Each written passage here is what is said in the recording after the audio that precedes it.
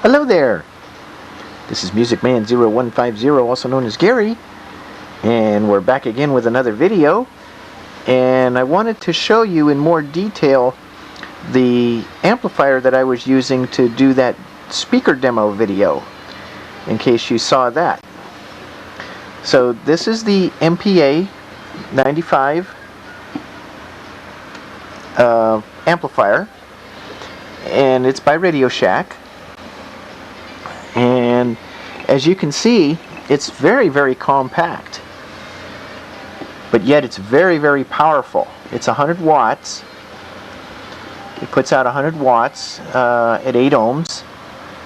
And just to show you some of the controls on it, we'll start here at the left hand side, beginning with microphone number 1, and then we have microphone number 2, microphone number 3, microphone number 4, and also phono.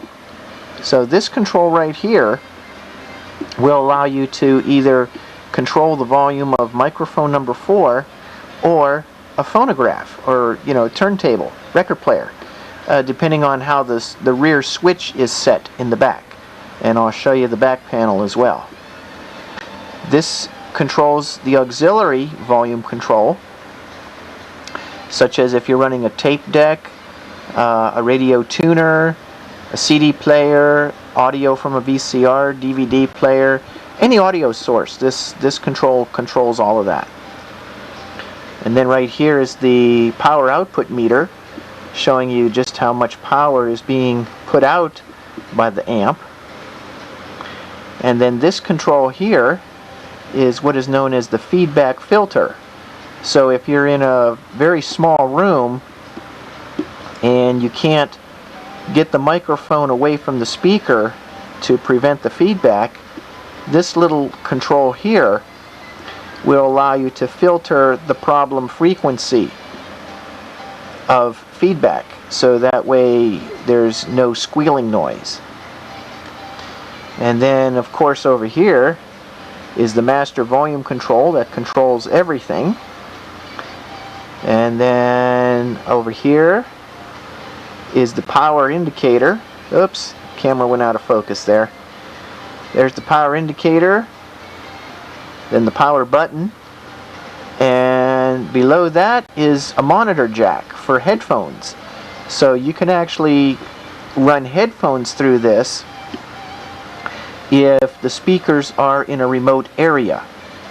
So that's a real nice feature to have, because say this amplifier is in like a storage room or a control room for a meeting hall of some sort, and the speakers are in that room for where people listen, and if there's no speaker in the room where the amp is, you wouldn't know exactly what's being put out. So that headphone jack or monitor jack is a very, very useful thing to have on an amp. Some amps don't have that, and I don't know why. It's probably to eliminate money or cost on the unit itself. But I think it's a requirement to have a monitor or headphone jack on all audio equipment, I think. So anyway, that's the front of the amp. Now let me go ahead and turn it around and show you the back. And as you can see here on the side, it has a handle for carrying, which makes it handy. And now here's the back side of the amp, and as you can see, I have the cord wrapped around it, so that way when I do carry it or move it, the cord's not dragging all over the place. And it's real nice because the cord wraps are very large. Here's one cord wrap over here, and then here's the other cord wrap over here. So now we'll go ahead and unwrap this, so that way you can see the back panel. And there's the back panel.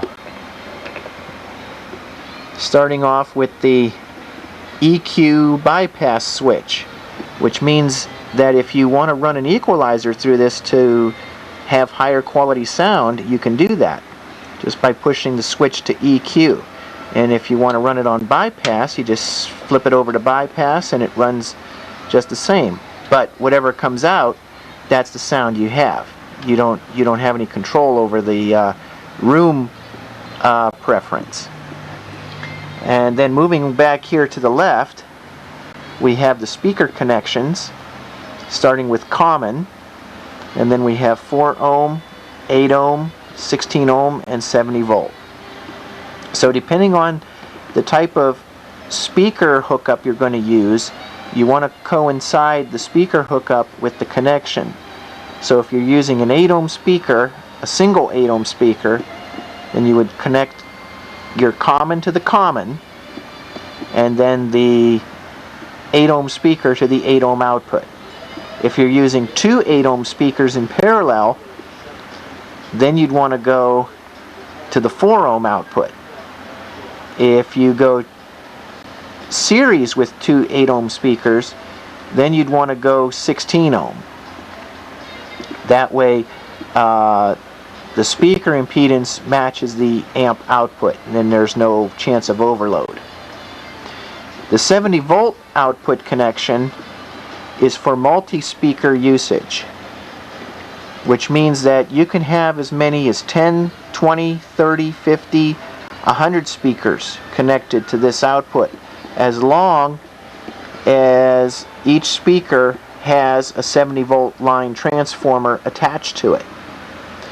And in the manual it says that you cannot exceed the wattage of the amp when hooking the speakers in 70 volt line connection. So say you have 9 speakers with 70 volt line transformers on the 10 watt connection tap. Well, that would, to my knowledge, would total 90 watts. And so to play it safe, your 10th speaker should probably be connected on the 5 watt tap of the 70 volt line transformer. So then it's only 95 watts and not 100 watts. I suppose you can go 100 watts.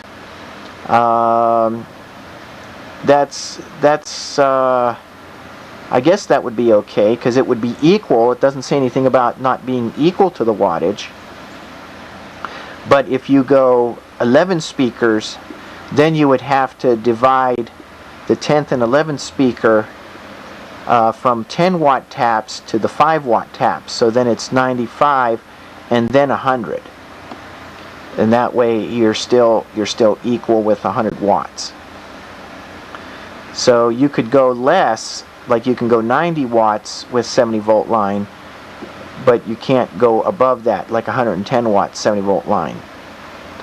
So if that theory is correct, then great. If it isn't, please correct me on that, and then that way I can revise this video.